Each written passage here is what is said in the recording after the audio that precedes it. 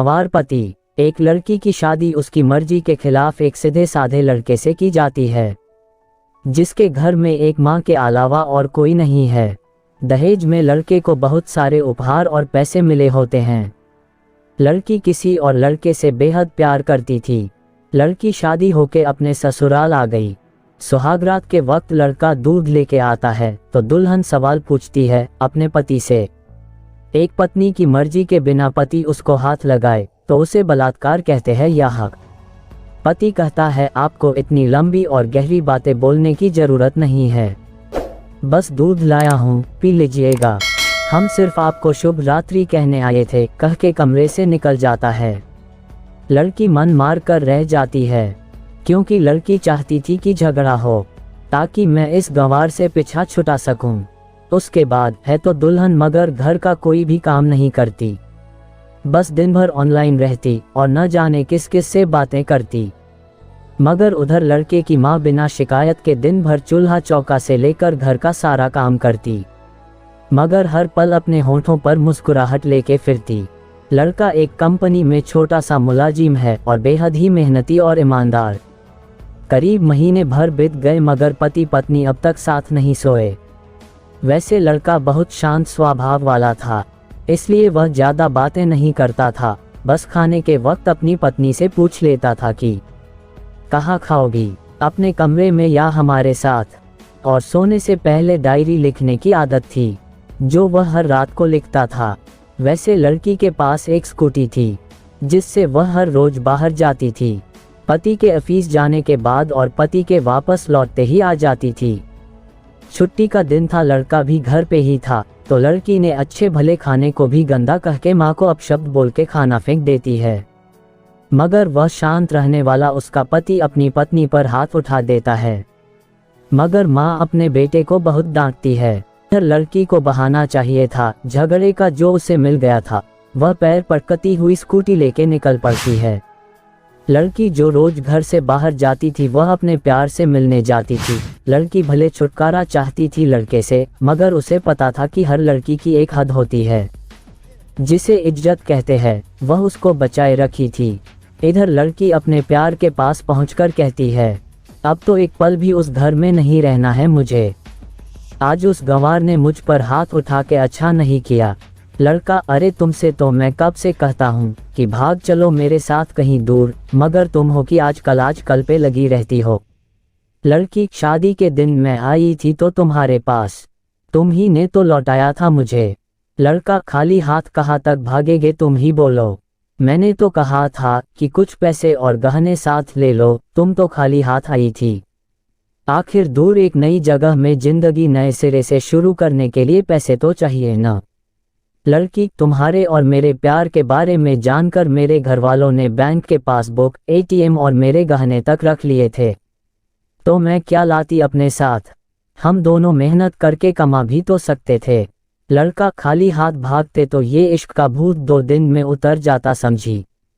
और जब भी तुम्हें छूना चाहता हूँ बहुत नखरे है तुम्हारे, बस कहती हो शादी के बाद। लड़की हाँ शादी के बाद ही अच्छा होता है ये सब, और सब तुम्हारा तो है।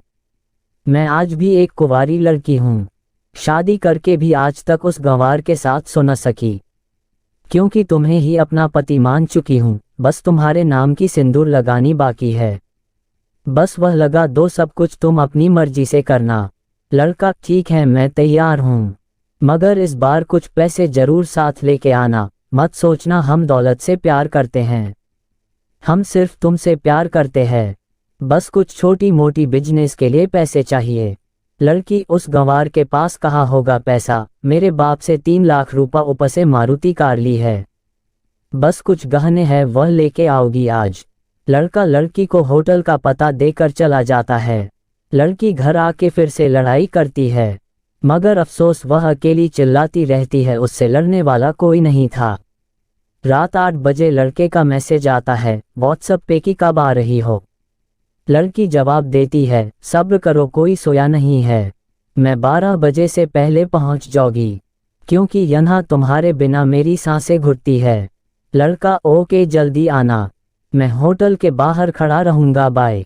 लड़की अपने पति को बोल देती है कि मुझे खाना नहीं चाहिए, मैंने बाहर खा लिया है। इसलिए मुझे कोई परेशान न करे, इतना कह के दरवाज़ा बंद करके अंदर आती है कि पति बोलता है कि वह अलमारी से मेरी डायरी दे दो, फिर बंद करना दरवाज़ा, हम परेशान नहीं करेंगे। लड़की दरवाज़ा खोले बिना कहती है कि चाबियाँ दो अलमारी की। लड़का, तुम्हारे बिस्तर के पैरों तले है चाबी। मगर लड़की दरवाज़ा नहीं खोलती बल्कि जोर जोर से गाना सुनने लगती है। बाहर पति कुछ देर दरवाज़ा पीटता है, फिर हार कर लौट जाता है। लड़की ने बड़े जोर से गाना बजा रखा था। फिर वह अलमारी खोल के देखती है जो उसने पहली बार खोला था, क्योंकि वह अपना सामान अलग अलमारी में रखती थी। अलमारी खोलते ही हैरान रह जाती है। अलमारी में उसके अपने पास बुक और एटीएम कार्ड थे जो उसके घर वालों ने छीन के रखे थे। खोल के चेक किया तो उसमें वह पैसे भी ऐड थे जो दहेज में लड़के को मिले थे, और बहुत सारे गहने भी जो एक पेपर के साथ थे और उसकी मिल्कियत लड़की के नाम थी। लड़की बेहद हैरान और परेशान थी। फिर उसकी नज़र डायरी में पड़ती है और वह जल्दी से वह डायरी निकाल के पढ़ने लगती है। लिखा था, तुम्हारे पापा ने एक दिन मेरी माँ की जान बचाई थी अपना खून देकर। मैं अपनी माँ से बेहद प्यार करता हूँ, इसलिए मैंने झुककर आपके पापा को प्रणाम करके कहा कि आपका ये अनमोल एहसान कभी नहीं भूलूंगा। कुछ दिन बाद आपके पापा हमारे घर आए हमारे तुम्हारे रिश्ते की बात लेकर, मगर उन्होंने आपकी हर बात बताई हमें कि आप एक लड़के से बेहद प्यार करती हो। आपके पापा आपकी खुशी चाहते थे, इसलिए वह पहले लड़के को जानना चाहते थे। आखिर आप अपने पापा की प्रिंसेस जो थी, और हर बाप अपने प्रिंसेस के लिए एक अच्छा ईमानदार प्रिंस चाहता है। आपके पापा ने खोज करके पता लगाया कि वह लड़का बहुत सी लड़की को धोखा दे चुका है और पहली शादी भी हो चुकी है, पर आपको बता न सके क्योंकि उन्हें पता था कि ये जो इश्क का नशा है वह हमेशा अपनों को गैर और गैर को अपना समझता है। एक बाप के मुंह से एक बेटी की कहानी सुनकर मैं अचंभित हो गया। हर बाप यहाँ तक शायद ही सोचे। मुझे यकीन हो गया था कि एक अच्छा पति होने का सम्मान मिले न मिले, अगर एक दामाद होने की इज्जत मैं हमेशा पा सकता हूँ। मुझे दहेज में मिले सारे पैसे मैंने तुम्हारे अकाउंट में कर दिए, और तुम्हारे घर से मिली गाड़ी आज भी तुम्हारे घर पे है, जो मैंने इसलिए भेजी ताकि जब तुम्हें मुझसे प्यार हो जाए तो साथ चलेंगे कहीं दूर घूमने। दहेज, इस नाम से नफरत है मुझे, क्योंकि मैंने ये दहेज में अपनी बहन और बाप को खोया है। मेरे बाप के अंतिम शब्द भी यही थे कि किसी बेटी के बाप से कभी एक रुपया न लेना, मर्द हो तो कमा के खिलाना। फिर डायरी में लिखा था, तुम आज़ाद हो, कहीं भी जा सकती हो। डायरी के बीच पन्नों पर तलाक की पेपर है, जिन्हें मैंने पहले ही साइन कर दिया है। जब तुम्हें लगे कि अब इस गंवार के साथ नहीं रखना है तो साइन करके कहीं भी अपनी सारी चीजें लेके जा सकती हो। लड़की हैरान थी, परेशान थी। न चाहते हुए भी गंवार के शब्दों ने दिल को छुआ था।